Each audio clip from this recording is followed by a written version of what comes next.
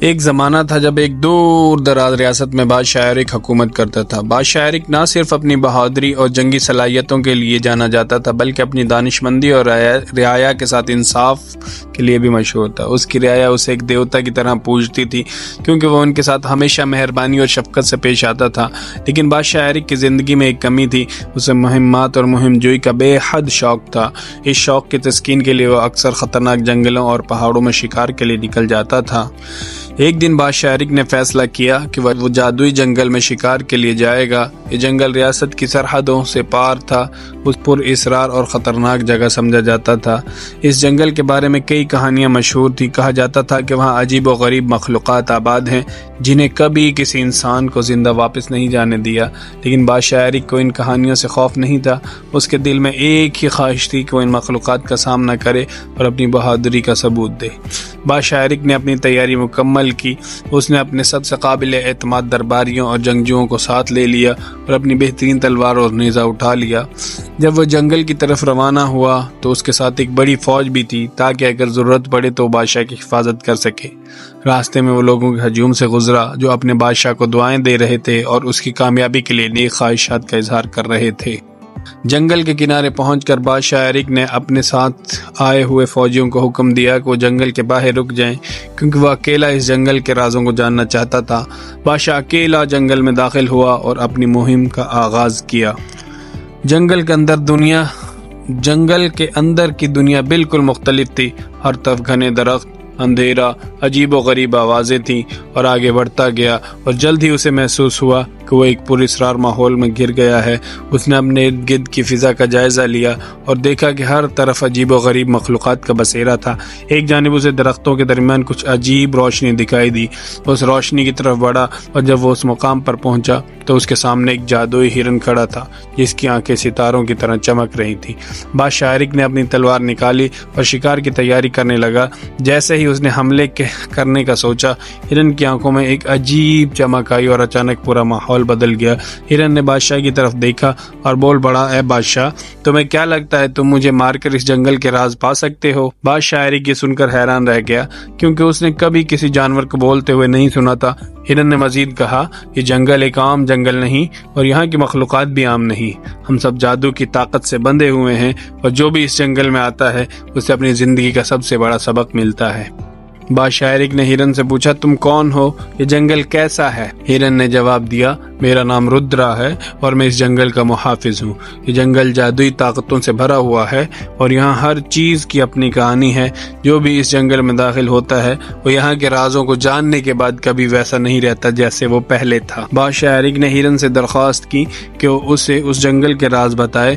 رودرا نے کہا، یہ راز تب ہی کھلتے ہیں جب انسان اپنے دل کو صاف کرتا ہے اور وہ اپنے اندر کی روشنی کو پہچانتا ہے۔ تم ایک بہادر اور انصاف پسند بادشاہ ہو، لیکن اگر تم اس جنگل کے راز پانا چاہتے ہو تو تمہیں اپنے دل کی گہرائیوں میں جھانکنا ہوگا اور اپنی حقیقی ذات کو پہچاننا ہوگا۔ بادشاہ ایرک نے ہرن کی باتوں پر غور کیا اور اپنی زندگی پر نظر ڈالی۔ اس نے محسوس کیا کہ اگرچہ وہ ایک کامیاب بادشاہ تھا لیکن اس کی زندگی میں ابھی تک کچھ کمی تھی۔ وہ ہمیشہ مہمات اور کامیابیوں کے پیچھے بھاگتا رہا لیکن اس نے کبھی اپنے دل کو سننے کی کوشش نہیں کی۔ رودرا نے بادشاہ سے کہا، تمہیں اب یہ فیصلہ کرنا ہوگا، کیا تم جنگل کے راز جاننا چاہتے ہو یا واپس اپنی ریاست لوٹ جانا چاہتے ہو؟ بادشاہ ایرک نے کچھ دیر سوچا، پھر فیصلہ کیا وہ اس جنگل کے راز جاننے کے لیے تیار ہے۔ رودرا نے اسے ایک چھوٹے درخت کی طرف اشارہ کیا اور کہا، اس درخت کے نیچے بیٹھو اور اپنے دل کی سنو۔ جب تم اپنے دل کی گہرائیوں میں جھانکو گے تبھی تمہیں اس جنگل کے راز ملیں گے۔ بادشاہ ایرک درخت کے نیچے بیٹھ گیا اور مراقبہ کرنے لگا۔ کچھ دیر بعد اس کے دل میں ایک روشنی سی پھوٹنے لگی اور اس نے اپنی زندگی کی حقیقی اہمیت کو محسوس کیا۔ اسے احساس ہوا کہ اصل خوشی اور کامیابی صرف مادی چیزوں میں نہیں بلکہ دل کی پاکیزگی اور دوسروں کی خدمت میں ہے۔ جب بادشاہ ایرک نے اپنی آنکھیں کھولیں تو ایک نئی توانائی اور سکون کے ساتھ کھڑا ہوا۔ رودرا نے مسکرا کر کہا، اب تم اس جنگل کے راز جان چکے ہو۔ اب تم وہ بادشاہ نہیں رہے جو یہاں آئے تھے بلکہ اب تم ایک روشن دل اور پاکیزہ روح کے مالک ہو۔ جب بادشاہ ایرک اپنی ریاست کی طرف واپس روانہ ہوا تو اس کے دل میں ایک نیا جوش، محبت کا احساس تھا۔ اس نے محسوس کیا کہ اب اس کی زندگی کا مقصد صرف حکومت کرنا نہیں بلکہ اپنی رعایا کی فلاح و بہبود کے لیے کام کرنا بھی ہے۔ جنگل میں گزرے اس تجربے نے بادشاہ کے اندر ایک نئی سوچ پیدا کی تھی جس نے اسے ایک بہترین حکمران بننے کی تحریک۔ اپنی ریاست پہنچ کر بادشاہ ایرک نے اپنی حکومت کی کئی اصلاحات کی اور اس نے اپنے دربار میں ایسے قوانین بنائے جو عوام کی زندگی کو آسان بنانے کے لیے تھے۔ بادشاہ نے اپنے خزانے کا ایک بڑا حصہ عوام کی فلاح و بہبود کے لیے مختص کر دیا۔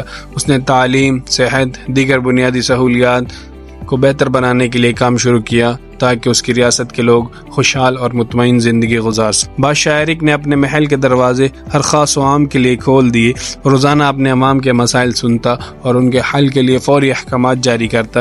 اس کے دربار میں ہر کسی کو انصاف ملتا، چاہے وہ کتنا ہی غریب یا بے بس کیوں نہ ہو۔ اس کے انصاف اور محبت بھرے رویے کی بدولت عوام کا اس پر اعتماد مزید بڑھ گیا اور ریاست میں خوشحالی کا دورہ ہو گیا۔ بادشاہ نے اپنی ذاتی مفادات کو ترک کر دیا اور ہمیشہ عوام کی فلاح و بہبود کو ترجیح دی۔ اس نے اپنے وزیر اور مشیر کو بھی اس بات کی تعلیم دی کہ وہ اپنے عہدوں کو عوام کی خدمت کے لیے استعمال کریں۔ اس کی حکومت میں بدعنوانی کا خاتمہ ہو گیا اور ہر طرف امن اور خوشحالی کا دورہ ہو گیا۔ جادوئی جنگل میں گزرا وقت بادشاہ کے لیے ایک اہم موڑ ثابت ہوا۔ اس نے اپنی دل کی سنی اور اپنی روح کی روشنی کو پہچاننے کا سبق سیکھا تھا۔ اب وہ ایک نیک انسان بن چکا تھا جو نہ صرف بہادر جنگجو تھا بلکہ ایک محبت بھرے دل کا مالک تھا۔ ریاست میں بادشاہ ایرک کے نئے دور کا آغاز ہو چکا تھا۔ اس کی رعایا اس کی تعریف کرتے نہ تھکتی تھی اور اس کی حکومت کو ایک سنہری دور کے طور پر یاد کیا جانے لگا۔ بادشاہ نے اپنی زندگی کے باقی دن عوام کی خدمت اور ریاست کی ترقی کے لیے وقف کر دیے۔ اس کے اقدامات کے نتیجے میں ریاست نہ صرف معاشی خوشحالی آئی بلکہ لوگوں کے دلوں میں بھی سکون اور اطمینان پیدا ہوا۔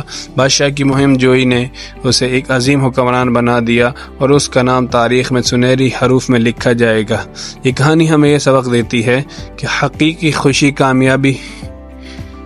خوشی اور کامیابی صرف مادی چیزوں کے حصول میں نہیں بلکہ دل کی پاکیزگی اور دوسروں کی خدمت میں ہے۔ بادشاہ ایرک کی زندگی میں آنے والی تبدیلی نے اسے ایک بہترین انسان اور حکمران بنا دیا تھا۔